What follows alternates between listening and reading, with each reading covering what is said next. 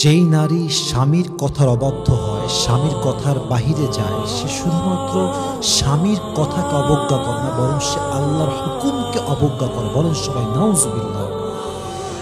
কারণ আল্লাহ রাসূল বলেছেন, আল্লাহ ছাড়া কাউকে যদি সেজদা দেওয়া জায়েজ থাকতো, আমি তোমাদেরকে স্বামীর সামনে সেজদা করতে বলতাম। সুবহানাল্লাহ পড়বেন না আপনারা সবাই?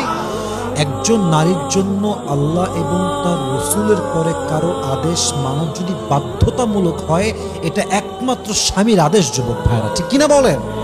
তো যেই মেয়েরা স্বামীর আদেশ মানে না, এই মেয়েরা কখনো পারিবারিক জীবনে সুখ পায় না, স্বামীর কাছে আদর পায় না, স্বামীর কাছে ভালোবাসা পায় না, এবং এই সমস্ত অবাধ্য নারীদের জীবনের সর্বশেষ রেজাল্ট হচ্ছে তালাক। তালাক ছাড়া এদের জীবনে ভালো কিছু আশা করা যায় না, ঠিক কিনা বলে? এই জন্য প্রিয় বোন, যদি সুখী হতে চান, স্বামী যে আদেশ করছে, স্বামী যেমনে বলছে, যেমন করে বলছে, try to follow his instruction. সে যা বলে আপনি শোনার ট্রাই করেন, আপনার জীবনটাকে বরকতপূর্ণ করে দিবে একজন। বলেন সবাই, তিনি কে?